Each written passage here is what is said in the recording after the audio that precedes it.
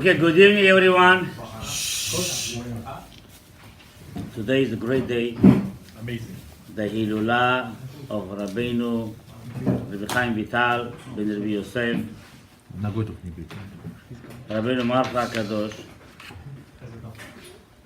You know that in this place, in this shul Hashem, we're doing many HELULot, and it's something impossible to dismiss the HELULA of Rabbeinu Marcha.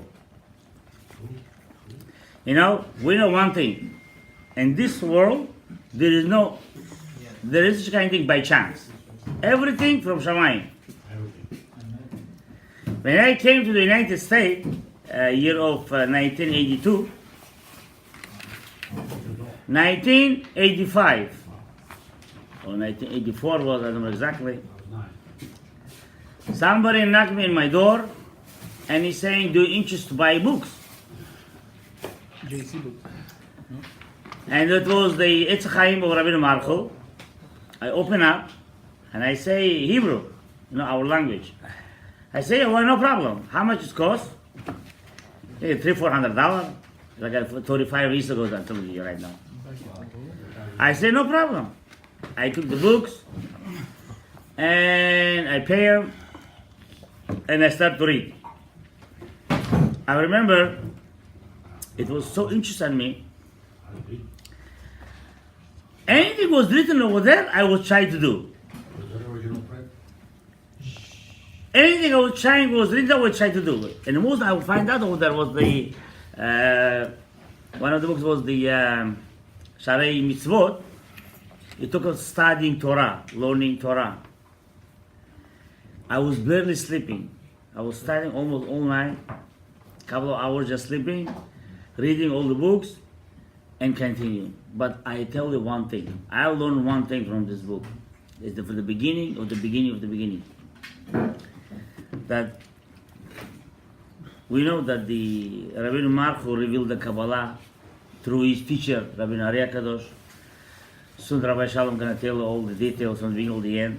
I just want to tell you how the connection was between me and this CHAIM book. And I know one thing. The book of CHAIM, when you learn, it will give you tremendous desire to learn all other books. To learn Mishnayot, Gemara, Halachot, Agadot.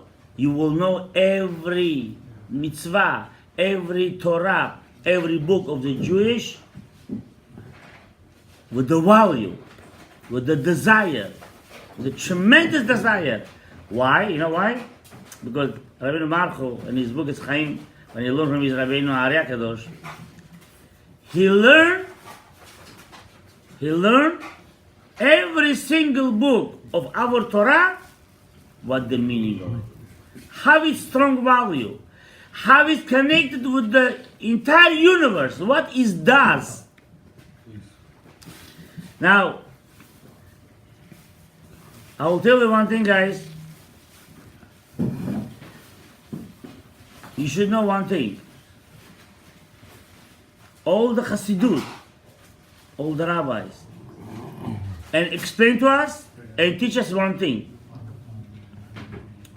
When the Jewish people got to start to learn these books of Rabbeinu Marcha, not specifically to be in his level, not specifically, that through that books, through the CHAIM, I will know the value of the tefillin and tzitzit and birkat hamazon and etrog lulav. That one will enclose the Geula faster and faster.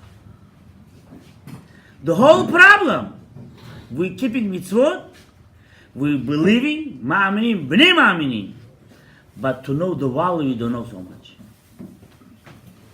When you're going to learn CHAIM at least a little bit, most of the Rabbi R.Shalom is giving lesson in our shul of Lashem, it's different. It's different. Not only the mitzvot, even the prayers. Specific prayer we're praying every day. It's different. It's not same prayer. you feel different. You understand different. Because you make the connection. Not because you make a connection. You start to know what is the tefillah is about. That's the Eitz HaChaim. Because what God said, Rabbi said, Eitz Chaim B'Chazikim, who is to end Eitz Chaim, he is really know what is the life is about. So now, we're gonna Give the mantle. give the Rabbi Shalom. We prepare very well. From the morning, he make me headache in my at home. Prepare the stuffs. I don't know about So that. we're gonna give you right now a tremendous explanation with the details. Who is Rabbeinu Marchu? What is the Torah Kabbalah is about and everything. Bachalo. Just go ahead.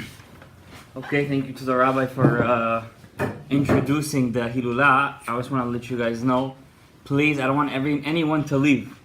Because today is a very big Et Ratzon. It's a very big moment of will in heaven. Before we start prayers, Tzadikim, before we start prayers, we always say, Yule Ratzon, may it be His will. Why do we say, may it be His will?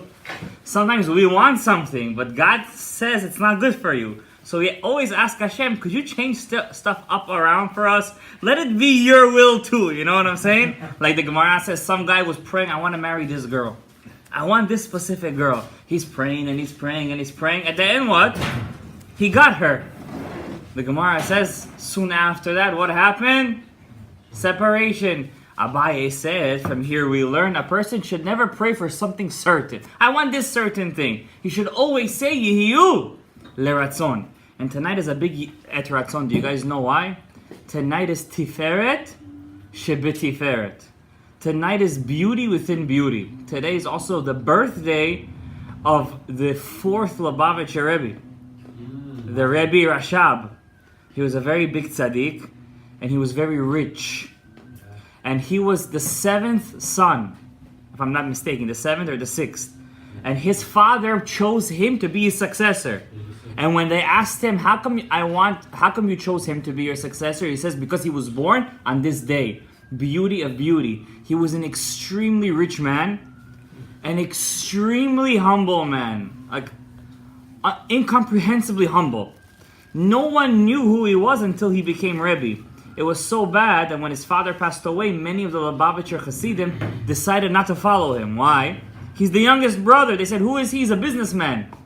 He's a millionaire, but he's a businessman. Why should we follow him? And Lubavitch Hasidim broke off, you guys don't know this, into 6 different branches. Till today. Till today. And what's left is only who followed the last son, which is the Rebbe Rashab. His name was Shmuel. Rabbi Shmuel Ber. And he was born today. And today is a very big Et Ratzon because it's beauty within beauty. And we know beauty was the Sphira of Yaakov Avinu. In Hebrew we call it what? Tiferet. And today is Tiferet Sheba Tiferet. Today we're also celebrating the HELULA of Chaim Vital. Really, his HELULA was 2 days ago, but I'm celebrating it today. You said, it's not his HELULA. Well, why are you celebrating it? I'll tell you why. Number one, this shul is, I wouldn't say it's the first shul in Queens, because about 6 years ago, I was asked, 6 years ago, there is a shul in Williamsburg called Rabbi Chaim Vital. Believe it or not, it's the name of the shul, the Beit Midrash of Rabbi Chaim Vital. And 6 years ago, when I started to learn the secret of the Torah over there, I already knew from before, because growing up in a house with my father, at the age of 9, I remember telling kids, we were in 6th grade, I said, do you know what the 10 Sefirot are? I said to one kid in my class, he's a Persian kid, and he said, what are the 10 Sefirot? I'm like, Keter, Chokhmah, Binah, Chesed, it's a small kid. So we always grew up with these things, with knowing this. Well, when I was older, about 6 years ago, we found this Beit Midrash in Williamsburg called Beit Midrash Maharchu, Rabbi Chaim Vital, and we started to learn over there. And the rabbi sent us a teacher to Queens, and he learned with us. The class started out with about 10 guys, and like I told you guys in the first time we started Otzrot Chaim, you always end up with the cream of the crop. The limud spits the people out. And we ended up with 2 guys. It was the Rebbe, me, and my brother. That's it. That's all that was left. And eventually the rabbi himself had to leave. He moved to Kiryat Yoel up in Monsey. not Monsey, upstate New York. And so the rabbi asked me to teach the leftover lessons. And once again, 6 years ago, I started a class. I started off with about 8 students. And by the time I got to Shara Tikkun, I ended up with 1 student. And the class, and he himself found a night job. Look what Hashem does. He found a night job that paid $10,000 more than what he usually made. And he had to quit the class. And over here too in our shul, Hashem, well, we still got about 3-4 guys left. But we hope they're gonna hold on to the mantle. They're gonna keep it till the end, you know? But I would like to say that you guys are history. Because this is the first place, now it's not the first place, like I said. There is another place that in Queens that we try to teach this limud in public, and the reason is, I'm telling you guys, the reason I'm doing this, not for kavod, because this limud doesn't give me kavod. If I wanted kavod, I would give you stories and drashot and the parables and make everything so sweet and nice. This is the, the inspirational lectures and stuff like that. I'm not here for that. I want to teach this to you guys because number 1, I know that in this shul there are special nishamot. Number 2, it's because only this limud is going to bring Mashiach. Only this learnings will bring Mashiach. And I could humbly state to you that in this shul there are people who are mikaven b'kavanot harashash. In this shul there are people who want to do chesed, who give their life for chesed, who want to give. And today is Tiferet Shebetiferet. In a couple of minutes, I'm not going to make the shiur long. Because I want to do a P'tichat Echal today, Tiferet Shebetiferet. P'tichat Echal, guys, don't leave. I want to say 3 yiratzons. 1, for Parnasa Tova. Amen. We all need Parnasa, guys. Number 2, for Refuah Shlema. Amen. Because this month is ER, and I'm sure you guys all got the posts and all got the statuses. ER is Reshet Tevot Ani Hashem Rofecha. I am Hashem, your healer. I remember when me and my wife were trying to get pregnant, it took us some time, When a person doesn't get pregnant right away, you appreciate your kids more. And I remember one of the sigulot they told us to do was to drink the rainwater that falls down on Rosh Chodesh Iyar, and we did. I remember back then I used to live in my parents' basement because I got married with about $5 in my pocket. So I gotta say a big thank you to my wife that agreed, and that's already. I took a bucket, I remember. We went out to the basement. We put the bucket out, and I remember the rain was pouring.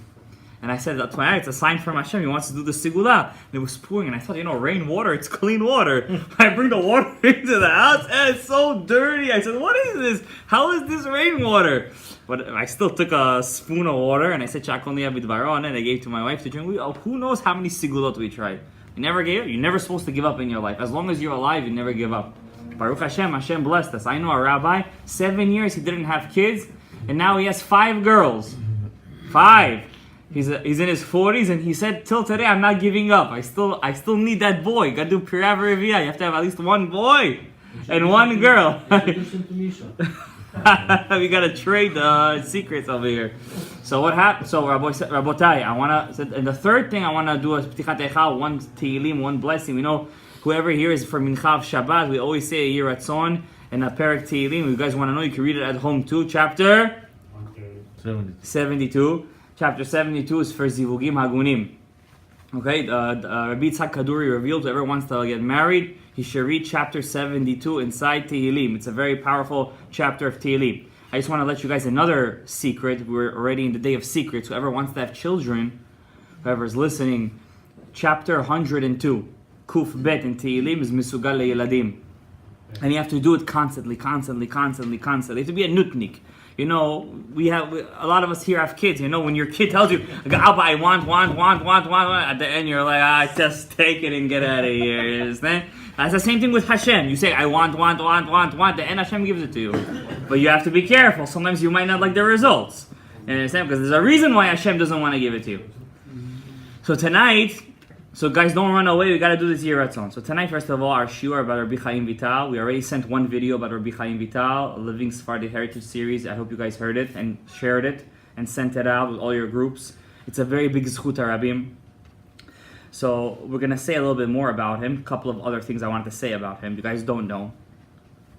Our shiur today is sponsored. The video is sponsored by Our dear friend Moshe Chaim Yitzchakov, may Hashem bless him with Parnasat Tova, Shefa, Rav Yeshuot Gedolot, and also sponsored Lezivug Agun for Rachel Sivan Bat Bela Bechoria. May Hashem bless her Bezivug Agun. May she get married this year, B'ezrat Hashem, to a good guy, Talmid Chacham, Ashir, Tzaddik. May make her happy, B'ezrat Hashem Yitbarach. And Hashem should bless our dear friend who his days of being a bachelor are counted. They're limited. Gavriel Chai Ben Reuven, our dear friend, our cameraman, you should know one thing. A lot of zichuyot come to you from this thing. A lot of zichuyot. So may Hashem, may you continue to find the zichuyot, So may Hashem bless you with Shalom Bayit. At the wedding, Ya'avor L'Shalom. May you have children right away, Bezrat Hashem. May you have Parnasat Tova, Shefa Rav, and may I meet you in the Holy Land. He only said it. Yonatan said amen to Yonatan. Okay? So, about Rabbi Chaim Vital. Rabbi Chaim Vital. No, I'm good. If you're cold, you can close the window. Before we're going to start the shiur, if you could give me that pan over there, you have to light the candles, the Zechut Rabbi Chaim Vital.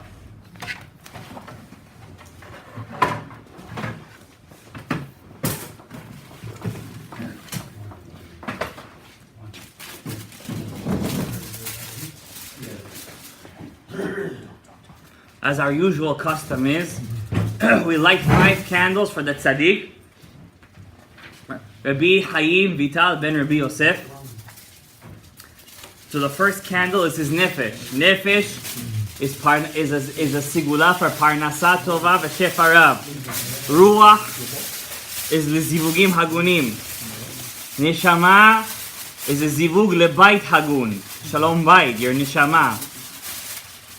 Chaya is to have chokhmah in the Torah, and yichida is to fulfill your tikkun in this gilgul. So let's get the pan over here. So the first one we're gonna give. He was the first one to say that he was gonna help out with the seudah. So please, Moshe Chaim, come up, light the nefesh of the tzaddik Rabbi Chaim Vital ben Rabbi Yosef, Kalabris, Mishpachat Vital, who we're going to talk about today. He was the nitzotz of Mashiach ben Yosef of his generation. Nilui Nishmat, Rabbi Chaim ben Rabbi Yosef. Zechuto yagin aleinu parnasat tova v'shefa rav. Amen. Okay. Our next candle, we're going to give the next tzaddik, come light for the ruach. It's lezivugim hagunim, ruach. Amen. Have in mind, to the person you wanted to have in mind, zivug hagun.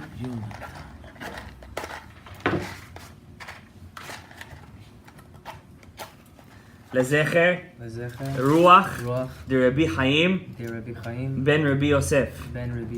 Zivug hagun le Rachel Sivan bat Bela Bechoria. Bechavod. Next candle, we're going to give Nishama to our next sponsor. Come, Gabriel. Put the candle, Nishama. Nishama, what do Israelis call their wives? Nishama Sheli. May you have the Shalom Bayit, Hatzlacha, Shefa Rav, Yeshuot Gedolot. Come, Tzadik. Lezecher, Nishmat, Rabbi Chaim, ben Rabbi Yosef, Vital. Okay, great. Our chaya, we're going to give to hopefully what's going to be a chatan very soon. We're praying to Hashem. Come, Rani. We want to give you to light the 4th candle. So you should find your zivug. You should get married very soon. Refuah, Yeshuot Gedolot. Come, Jonah. Say, repeat after me. Say, Leilul Nishmat, Rabbi Chaim, ben Rabbi Yosef. May Hashem bless you with Hashem this year. We're gonna have a Shinchori, Kanchori, Chatuna, Refuah Shlema with Hashem. Thank you, appreciate it. And the last candle we're gonna give to Avraham. Come, Jonah. Yechiyeh, you just came back from Eretz Yisrael. You have the Yechidah. You have the holy. You went to Rav Chaim Kanievsky. You have to share that light with us. Twice. He had a U-turn. Yeah. Okay. Leilul Nishmat, Yechidah, de Rabbi Chaim, ben Rabbi Yosef, Vital. Light. פרנסה, רפואה, ישועות גדולות, זיווג הגון, בעזרת השם, יתברך, הצלחה, בכל, מכל, כל. Okay. Okay, Rabotai, let's give you guys a little taste into who Rabbi Chaim Vital was. Rabotai, listen very carefully. You're going to learn who this great man was. The Ari HaKadosh said, I was born into this world to teach one man. And that man was Rabbi Chaim Vital. That means all the Ari HaKadosh's life, all the Kabbalah and everything was for one man, Rabbi Chaim Vital. We all make a big fuss about the Ari HaKadosh. But the Ari HaKadosh was not supposed to be born inside this world. He came only for Rabbi Chaim Vital. Why? Look how Gilgulim work. Look how reincarnations work. There was a big sage called Rabbi Eliezer Agadol. He was the son of a very rich man. His name was Hyrcanus. When Rabbi Eliezer Agadol was 20 years old, some say 28 years old, according to Pirkei Rabbi Eliezer, he decided the fortune, it says his father owned islands. Islands he owned.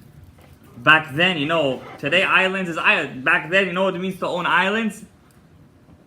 He left everything. He picked up his bag. He says, I'm going to Jerusalem to learn Torah. He didn't know the way.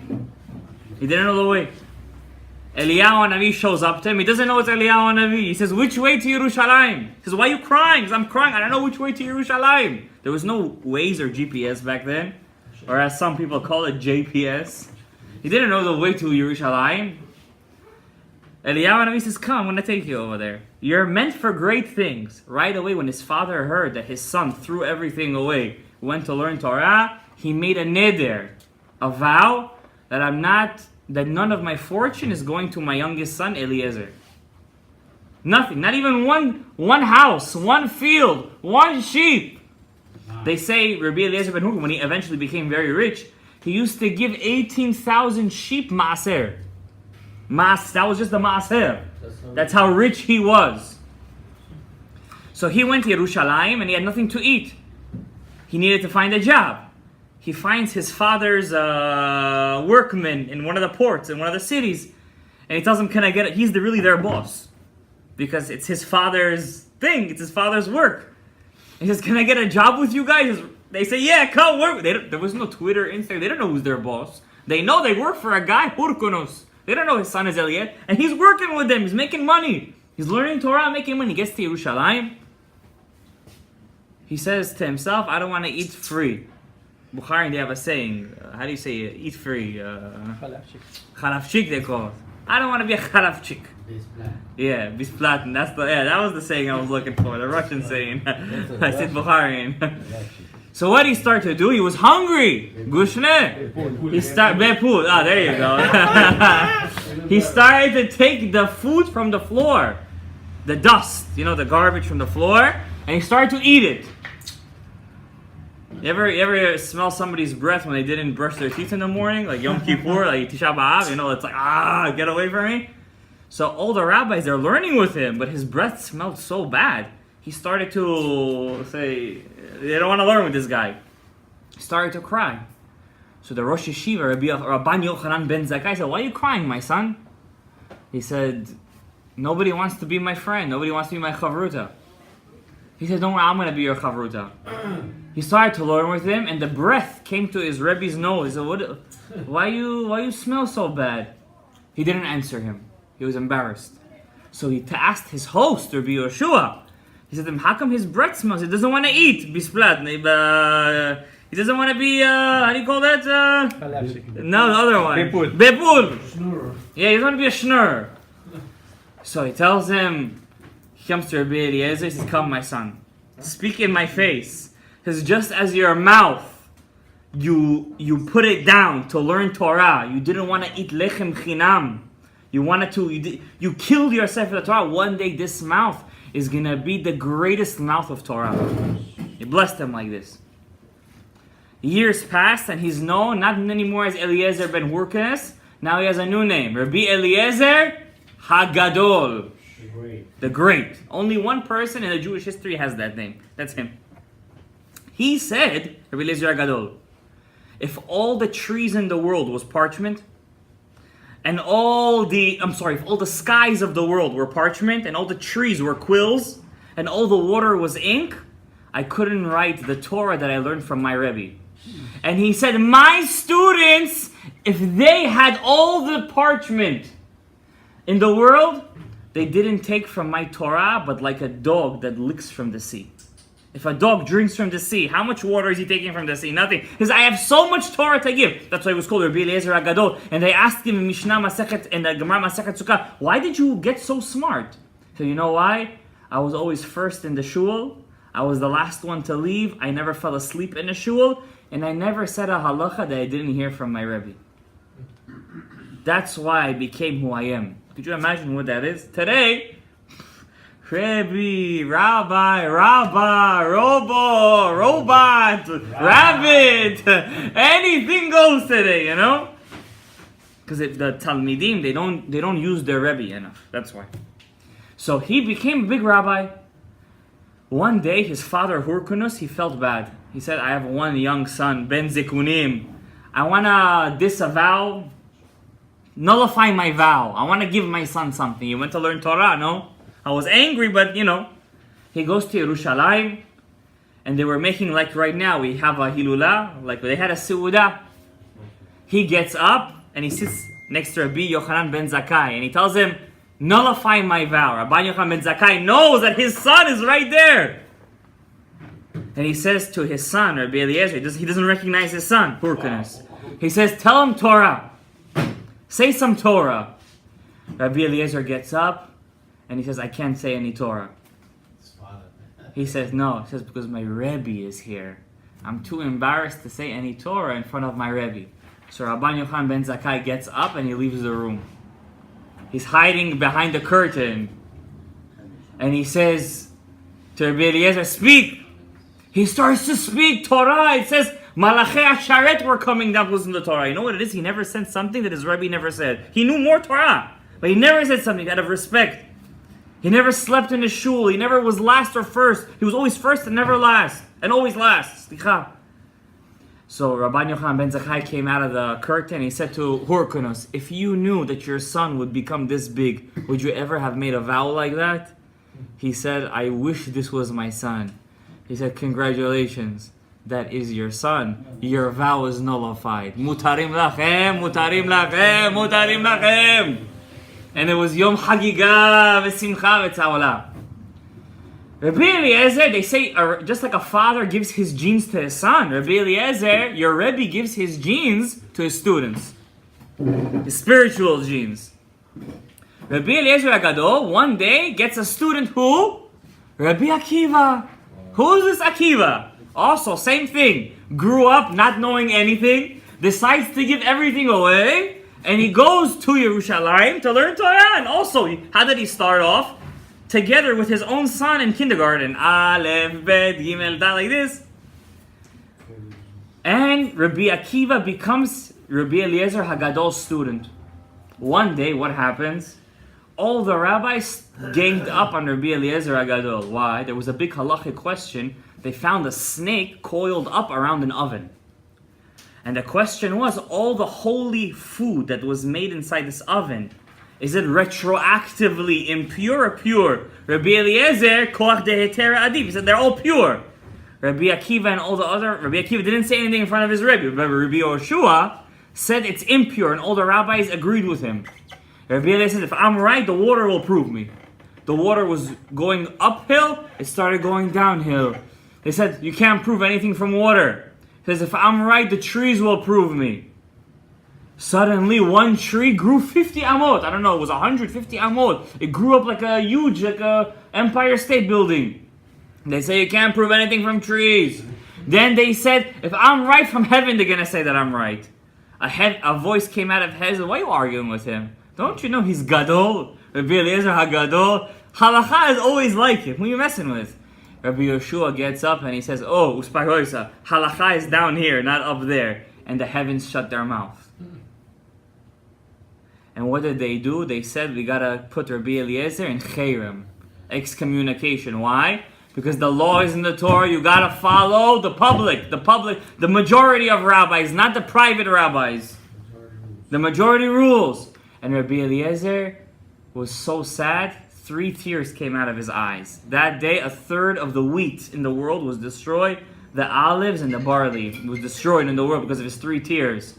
And from then on, nobody learned from him Torah. No one. It was a very sad day. It was Erev Shabbat. And Rabbi Eliezer was on his deathbed. Rabbi Akiva, who stopped learning from him Torah, said, I'm going to go visit my Rebbe on the last day of his death. He comes with his Rebbe and with all the students, and we're going to go see him. He comes to him, and Rabbi Eliezer says, Rabbi Akiva, to the guy, says, all you guys are going to die a horrible death. They said, why? He says, you know how much Torah I had? Do you know how many halachot you guys don't know because you guys didn't want to learn from me? Not because of my honor something's going to happen to you, because you guys didn't want to learn. Because you guys excommunicate, you guys could have learned. You guys could have found a way to learn from me. Then he looked at Rabbi Akiva. He said, Rabbi Akiva, come here. Your death is going to be the worst. It's going to be the worst. Because you were supposed to be my successor. You were the greatest. And you didn't find a loophole. You could have found a loophole. You didn't learn from me. Rabbi Akiva started to cry, Rebbe, teach us something before you go. He opened his mouth and he started to speak in Shir HaShirim, the secrets of Shir HaShirim. The Midrash says Rabbi Akiva was so excited that he started, and I think Russians say Rajats. There's a certain way like he started to shake. How do you say shake? Drajats.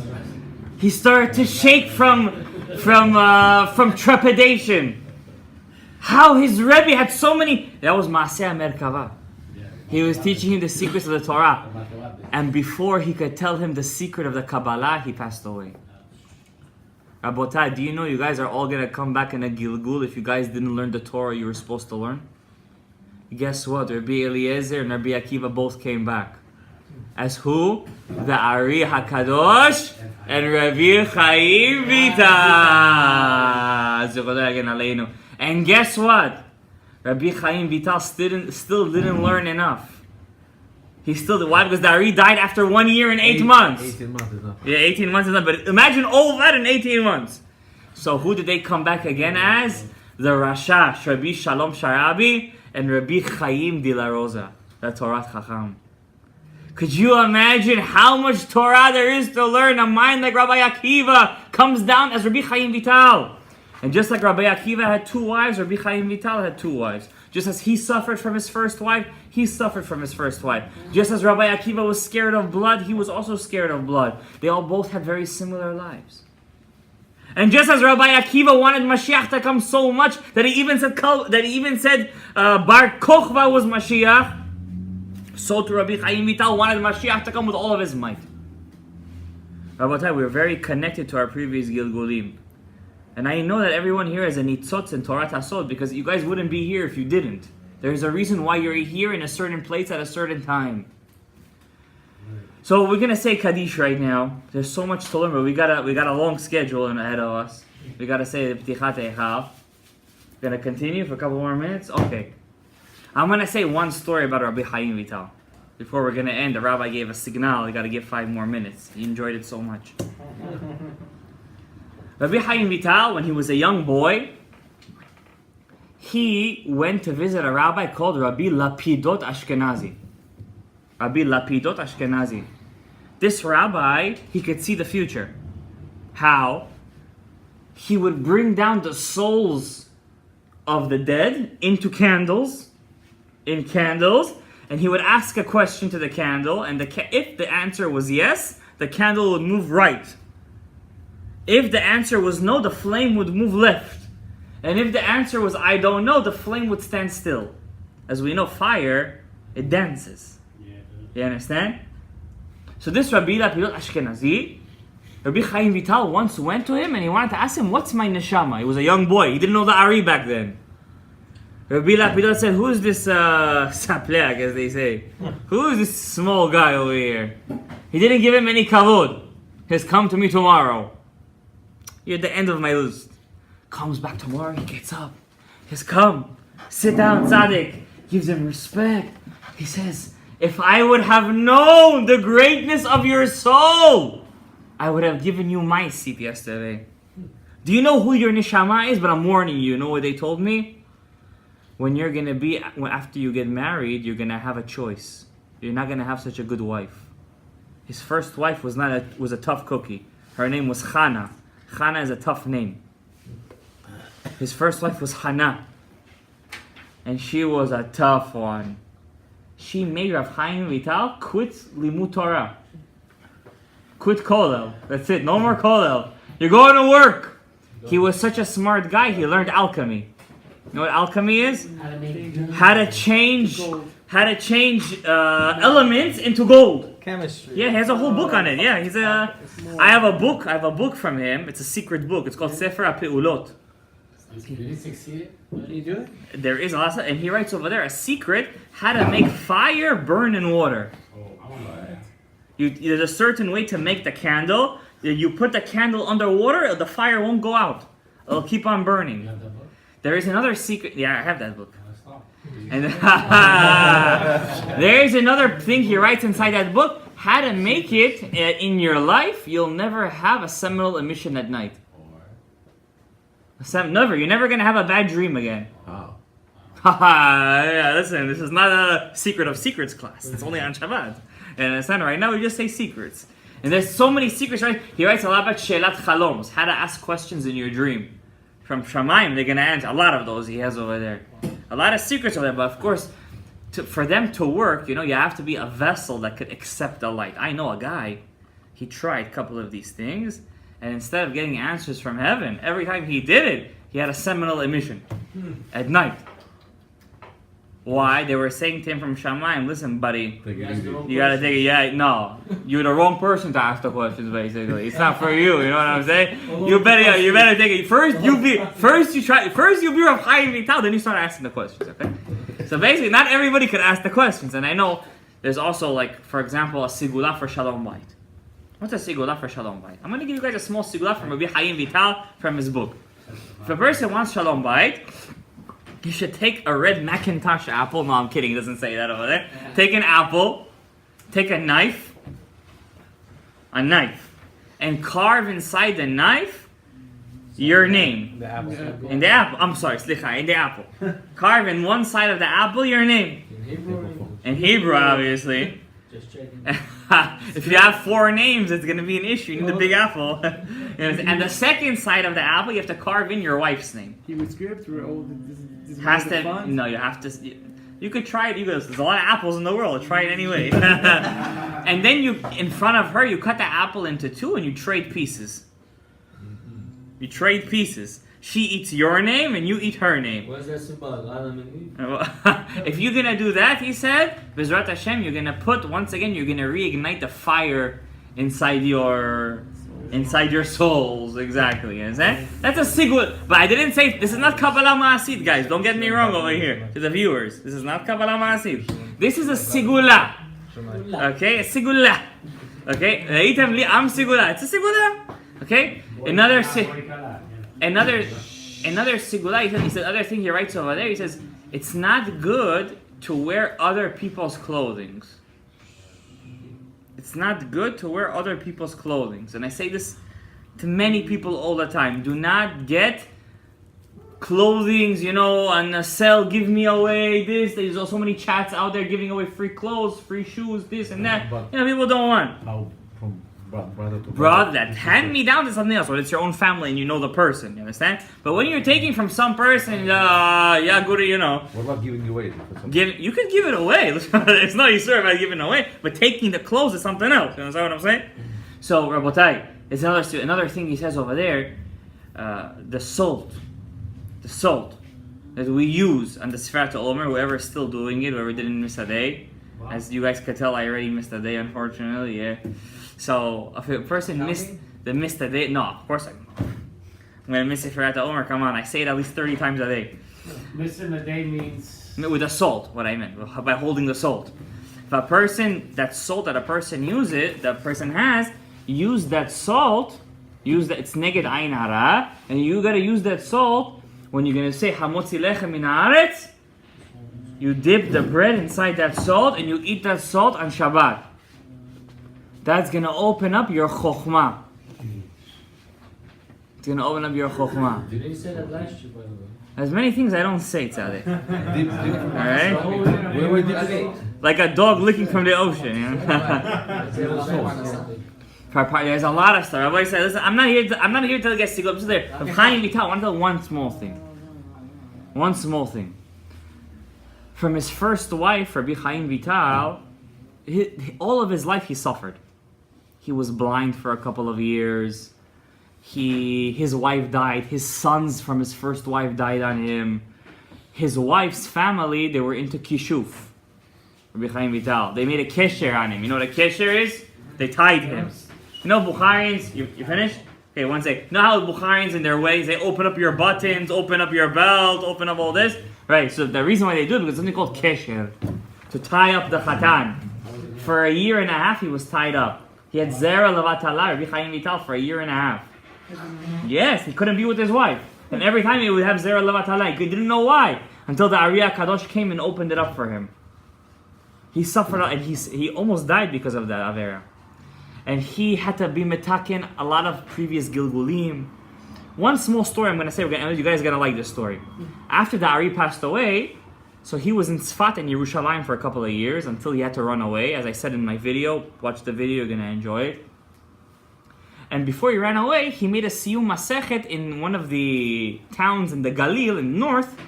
So I think it was Siyum Masechet Chagiga or Megillah. He made a Siyum Masechet. And the night before he had a Siyum Masechet, he saw himself in his shul. And in his shul, he sees one of the old Chazanim. His name was Rabbi Yitzchak Amigo. Amigo. He was from Spain. My friend. And Rabbi Yitzchak Amigo, before he passed away, he had this disease from his liver, worms. There would be worms inside his liver. They would have to open up his thing and take out the pieces of his liver. A very, very bad disease to die from. He passed away, and he passed away 3 years before Rabbi Chaim Vital had this dream. 3 years. And he was a, God-fearing guy. And Rav Yosef Karo, which was Rabbi Chaim Vital's Rebbe's Rebbe. His Rebbe was Rav Al-Sheikh, and his Rebbe was Rav Yosef Karo. He told him in his dream, do me a favor, fix this guy's soul. And then Rav Yitzchak Amigo comes to him in the dream in his old shul. He takes Rav Chaim Vital's hands and says to him, please fix my neshama for me. The next morning he wakes up, he doesn't know what the dream means. And they're making a Siyum Masechet. Suddenly in the town where it's Goyim, Arab Goyim, one of their small cows, how do you call them, calves, started running away from the owner. Comes inside the yeshiva, puts the two front legs on the bima. That's where the chazan reads. And Rav Yitzchak Amigo used to be what? A chazan. And he's looking at Rav Chaim Vital, and Rav Chaim Vital writes in his diary, I see tears in the calf's eyes. And I tell my students, we're going to buy this calf, and we're going to check the calf's liver. You're going to see it's going to be full of worms. Just like he died and he had that disease, this calf is going to have the same disease. Watch. They bought the calf from the Arabs, they slaughtered it, everything came out glatt kosher. They open up the liver, full of worms. Rav Chaim Vital said, don't throw out the liver. Take out all the worms. We have to make on this calf al ha'esh, shashlik, al ha'esh, and make sure you guys are going to say such a bracha on this calf, because you're fixing the soul of a tzaddik right now. Oh. And this is the meaning, and he told him the dream. This is the kind of life, this is the kind of experiences that these tzaddikim used to go through. Ashrei ayin asher ata kol zot, ashrei ayin. Baruch Adonai le'olam. Amen ve'amen.